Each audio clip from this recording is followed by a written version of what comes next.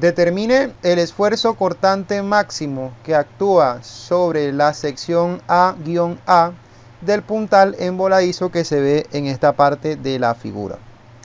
Vamos a resolver este ejercicio usando los conceptos de carga transversal. Vamos a escribirlo por aquí como temario principal. Entonces, en primer lugar, hay que utilizar ciertos conceptos geométricos que tienen que ver con la sección transversal. Entre ellos, calcular el centroide. En vista de que podemos manipular esto en este sentido con la coordenada y, vamos a inferir que a través del concepto de áreas compuestas, es decir, vemos que aquí hay como un rectángulo acostado y justo con respecto a un eje de simetría imaginario vemos uno que está de pie, podemos fraccionar este elemento que ustedes ven aquí en dos partes. Entonces yo lo voy a hacer un poco más grande en esta parte de acá. Y bueno, esta sería entonces la conformación de un zoom que haríamos sobre esta sección transversal. A esta de aquí la vamos a llamar sección transversal número 1 y por acá vamos a tener la sección transversal número 2. Repito nuevamente, únicamente he partido el área compuesta de la T invertida en dos áreas, una que está acostada en forma de rectángulo y una en forma también de rectángulo pero de pie, o como quien dice con la base más angosta. Listo, entonces el concepto de centroide que conocemos nosotros viene a colación para áreas compuestas, en el caso de la coordenada y, como centroide y trazo es igual a la división del producto de los y trazos de cada una de las áreas por cada una de las áreas sus magnitudes dividido por la sumatoria de las áreas que están presentes en la área compuesta. ¿Se acuerdan que hacíamos como una especie de tabla? Eso se vio en estática. Entonces aquí llamamos como que sección por un lado y simplemente las mencionábamos como 1 y 2. Por otra parte aquí revisábamos el y trazo, en otra parte colocamos el área de esa sección. Vamos a poner aquí y1, y sub i trazo, a sub i.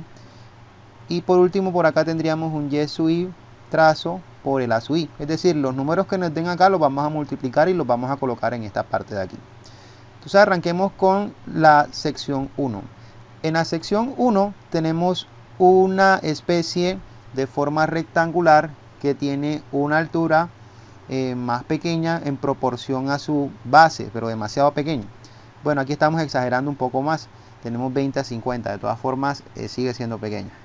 Entonces, si partimos de que tenemos nuestro marco de referencia en el eje de la y sobre esta base, o sea, hacia acá, aquí tendríamos la y.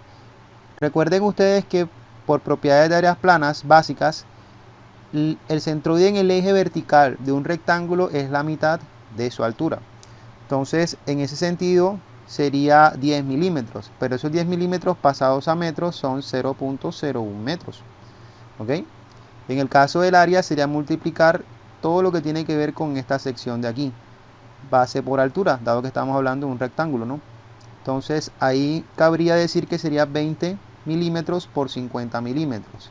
Eso da, pues si no estoy mal, da 1000. Pero como hay que pasarlos a metros, la conversión en milímetros cuadrados a metros cuadrados da alrededor de 1 por 10 a la menos 3 metros cuadrados. Ahora lo que sigue es multiplicar este término que está en negro con este que está azul. Y la respuesta sería la que iría en esta columna, que básicamente es agregarle a estos tres ceros negativos dos ceros más. Entonces quedaría 1 por 10 a la menos 5 metros. En este caso sería metros cúbicos. Esto es un primer momento de área, lo que estamos aquí calculando en rojo. Proseguimos con el área 2 teniendo en cuenta que estamos midiendo sobre este marco. Entonces la mitad en la altura de este rectángulo sería su centroide para la sección 2. Es decir, 35 milímetros. Pero hay que sumarle la distancia que tiene ese centroide medido, si por lo menos él está aquí, vamos a ponerlo en negro para que sea más claro. Si por lo menos él está aquí, en este punto, diríamos nosotros que aquí estaría y trazo 2 como 35 milímetros, pero solamente hasta este borde. Como yo tengo que calcularlo con respecto a esta referencia, tendría que sumarle a estos 35 milímetros los 20 milímetros que tengo acá. O sea, serían 55 milímetros. Dichos 55 milímetros pasados a metros es lo mismo que 0.055 metros. ¿Ok? Ahora, en la parte del área sería multiplicar esta base de 20 milímetros por la altura, que son 70 milímetros. Eso da en metros, vamos a colocarlo en negro, 1.4 por 10 a la menos 3 metros cuadrados. Por último, el primer momento de área de esta sección 2 sería multiplicar esta área 2 por su centroide en 2. Ese resultado es igual a 7.7 por 10 a la menos 5 metros a la 3. Ahora el siguiente paso sería hacer sumatorias. ¿Qué vas a sumar? Vamos a sumar la segunda columna y la tercera columna. ¿Por qué? Porque en esta ecuación del y trazo, miren que nos dicen que hagamos la sumatoria de las áreas, es decir, todas las casillas de esta columna 2. Entonces aquí voy a colocar una referencia de total y esta primera parte me da 2.4 por 10 a la menos 3 metros al cuadrado, y esta tercera columna, que sería la sumatoria de los y trazo atrás de área, es decir, esta parte de acá del numerador, me queda equivalente a 8.7 por 10 a la menos 3 metros a la 3. Entonces, en ese sentido, el y trazo que corresponde a este caso va a ser igual a dividir este término que estoy resaltando a continuación en verde sobre este término que estoy resaltando a continuación en amarillo. Entonces, dado que esto representa, este número en verde resaltado, el producto de y y AI para cada una de las áreas y sumadas. Entonces sería 8.7 por 10 a la menos 3 metros al cuadrado dividido, perdón, metros a la 3, dividido entre 2.4 por 10 a la menos 3 metros al cuadrado. La respuesta entonces es que y trazo es igual a 0.03625 metros.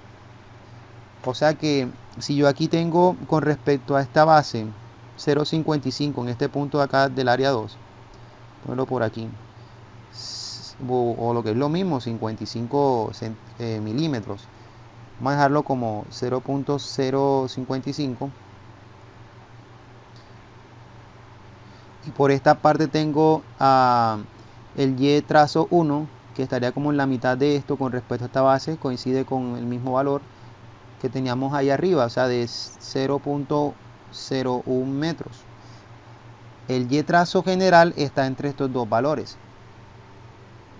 Entonces ese 0.03625 estaría como por aquí, en esta región, medido precisamente con respecto a la base. Aquí estaría nuestro y trazo del sistema compuesto, que como bien se dijo son 0.03625 metros. Listo, entonces hasta ahí solamente la parte de propiedades de sección que pueden importar para el cálculo de la carga transversal.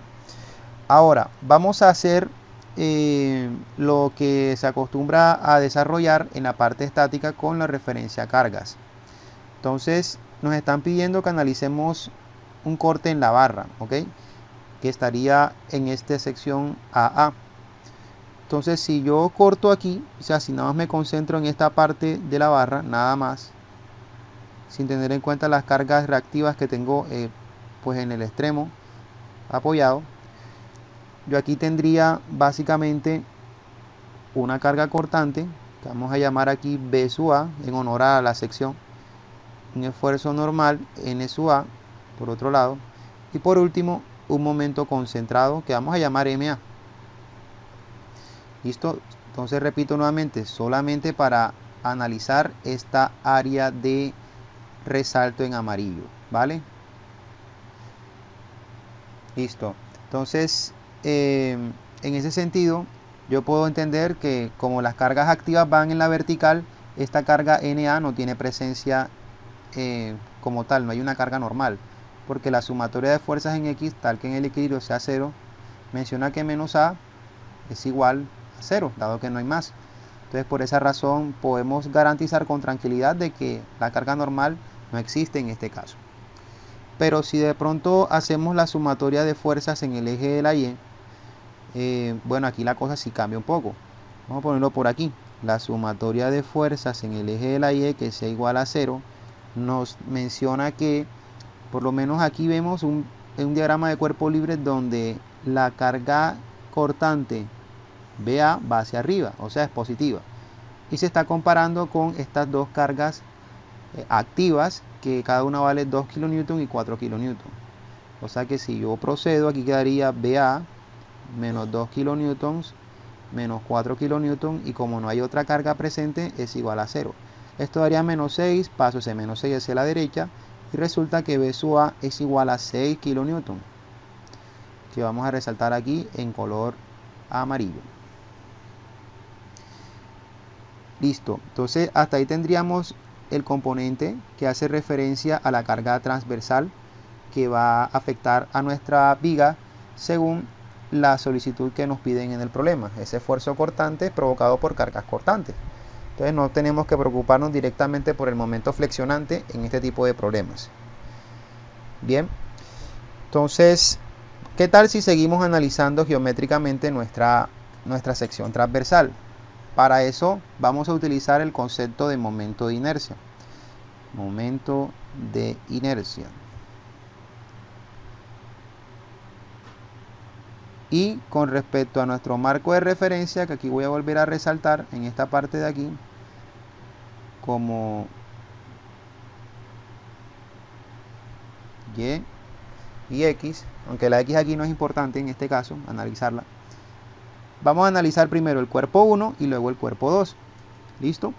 Entonces, en ese sentido, veamos que primeramente hay que entender de que el centroide de nuestro sistema no coincide con el centroide de esta figura. Entonces, por esa razón hay que aplicar el teorema de los ejes paralelos, que para un rectángulo sería, bueno, el teorema del eje paralelo es sumarle al momento de inercia de la sección el producto del área de la sección por la distancia que hay entre los centroides de esa figura y el total al cuadrado. El teorema de Steinmetz también es conocido. Entonces, así las cosas, podemos proceder a calcular, como es con respecto a la coordenada en Y. Para el caso de un rectángulo sería un doceavo de la base. Esta base de esta sección 1 es 50 milímetros, o lo que es lo mismo 0.05 metros. Todo esto afectado por la altura a la tercera potencia, es decir, 0.02 metros a la 3. A esto se le suma el producto de la base por la altura, que sería la referencia, vamos a ponerle en mayúsculo, del área, es decir, 0.05 metros como base por su altura, que es 0.02 metros, y la distancia que habría entre el centroide general de la figura compuesta con respecto al centroide que marcaría nuestra referencia de la figura 1, es decir, la distancia que hay entre esta referencia de aquí y esta de acá. Ese sería nuestro B del punto 1, del cuerpo 1. Entonces ahí sería básicamente restarle a 0.03625 metros los valores referentes al centroide de esta compuesto, que aquí sería básicamente 0.01 metros o 10 milímetros. Entonces por acá es 0.01 metros elevados al cuadrado.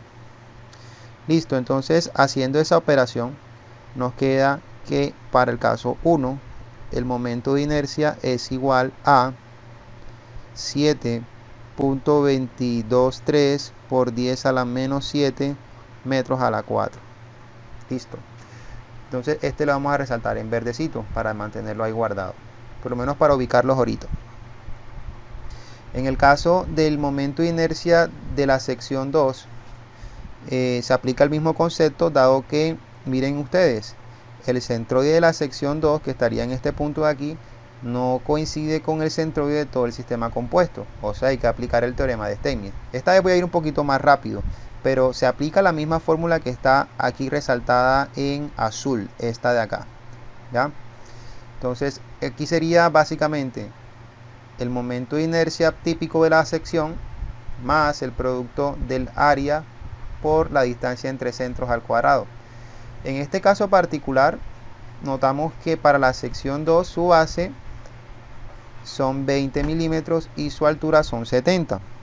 O sea que aquí utilizaríamos un doceavo, ponerlo por aquí, un doceavo de la base, que son 0.02 metros, por su altura, que son 0.07 metros elevados a la tercera potencia. A esto se le suma la distancia entre centros por el área.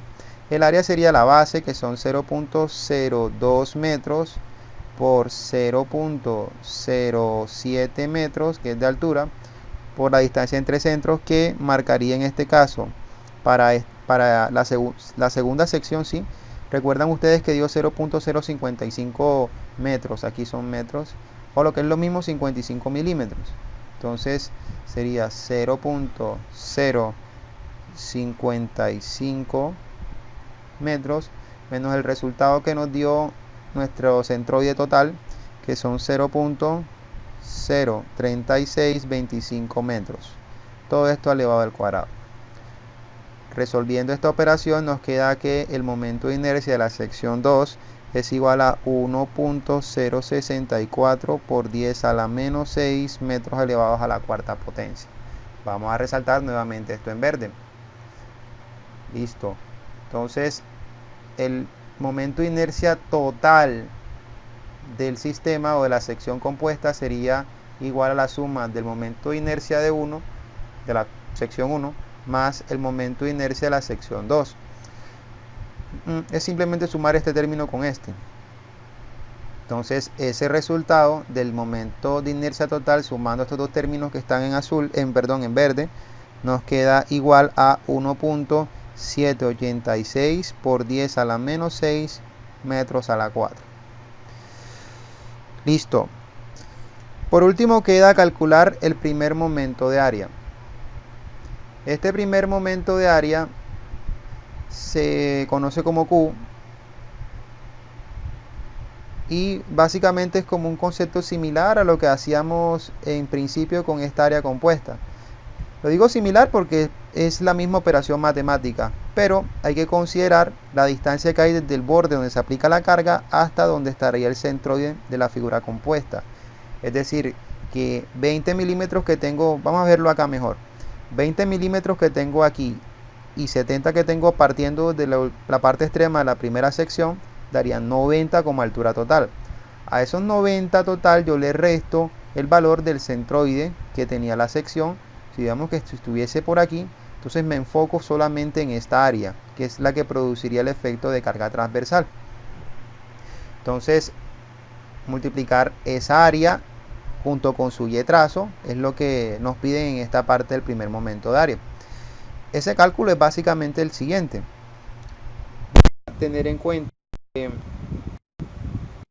un y trazo equivalente a la distancia que tengo para esta parte rectangular. Yo sé que es 90 menos 36,25 son como 53,75, es decir, esa es la altura que habría. Voy a borrar por un instante estos datos que ya nos sirvieron en un principio para resolver el problema. Voy a borrarlos aquí para hacerme entender mejor sobre este concepto del primer momento de área. Listo, entonces aquí tenía, como les estaba comentando, la distancia de 70 y 20 juntas, que eso es 90 milímetros. El centroide compuesto pasado de metros, que es este número, a milímetros, estaría como en 36 algo, partiendo que aquí solamente hay 20, estaría un poquito más arriba, como por esta parte. Aquí estaría el centroide de la figura compuesta. Y es 36.25 milímetros, ahí. Cuando yo estaba hablando de el área que iba a ser sometida para el cálculo del primer momento de área, me refería entonces a esta de aquí arriba, toda esta que está aquí, por encima del centroide. Entonces, esa área tiene una altura. Dicha altura es restarle a los 90 los 36,25. Yo había dicho que ese resultado era igual a 53.75 milímetros. Voy aquí a colocarla como una cota conducida, con un paréntesis. Listo. Entonces, ahí hasta donde está el modelo, yo tengo que ahora enfocarme en esta área, sacarle su respectivo valor de centroide y también su área como tal. El centroide será dividir su altura entre 2, es decir, que eso sería, pues es un número, pero yo puedo escribir 53.75 milímetros entre 2, ya, no más, este sería su y trazo. Y el área será multiplicar esta distancia por esta de aquí, que tenemos ahí un dato, según lo que aparece en esta parte, de 20 milímetros. Listo. Entonces vamos a proceder con el cálculo, con esas consideraciones ya aclaradas. Esa Q será igual a multiplicar el y trazo de la sección que está por encima del centro de la figura total por su área. Entonces sería, aquí en este caso, ya pasando esto a metros, 0.05375 metros divididos entre 2. Eso sería el y trazo, o sea, esta parte de acá. Y el área sería multiplicar 0.05375 metros por 0.02 metros, que es la base. La Q entonces va a ser equivalente a 28.8906 por 10 a la menos 6 metros cúbicos, perdón. Sí, porque sería metro por metro, metro cuadrado por otro metro, metro cúbico. Bueno, ya tenemos entonces los datos geométricos. Voy a volver a resaltar esto en verde. Y lo que seguiría ahora es aplicar la fórmula de carga transversal máxima, que no es más que multiplicar la carga que tendríamos en la sección A por el primer momento de área dividido entre el momento de inercia y el espesor de cálculo. Es decir, en este caso nos podemos enfocar con ese espesor con el ancho de la sección transversal, que serían 20, bueno, el ancho en esta parte superior serían 20 milímetros, ¿ok? Algo que es pequeño se presta para ese cálculo. Entonces la B sub A nos dio, aquí se ve 6 kilonewtons. 6 kilonewtons que vamos a afectar por la Q nos acaba de dar de 28.8906 por 10 a la menos 6 metros a la 3 por un lado. Y todo esto estaría dividido entre la I total nos dio 1.786 por 10 a la menos 6 metros a la 4, este número que está aquí. O sea, 1.786 por 10 a la menos 4 metros a la 4. Y a la vez por el espesor que habíamos acordado que sea 0.02 metros. Voy a resolver este ejercicio numérico por fuera de cámaras y ya les digo la respuesta. Listo, entonces el resultado es igual a que el esfuerzo máximo son 4.852, bueno, está aproximadamente megapascales. Y bueno, ya esta sería la respuesta que permite evaluar la carga transversal provocada por una fuerza cortante sobre una sección AA en una viga, donde tenemos un área transversal compuesta de la misma y se deben tener en cuenta los conceptos geométricos y de carga interna para poder resolver esta interrogante.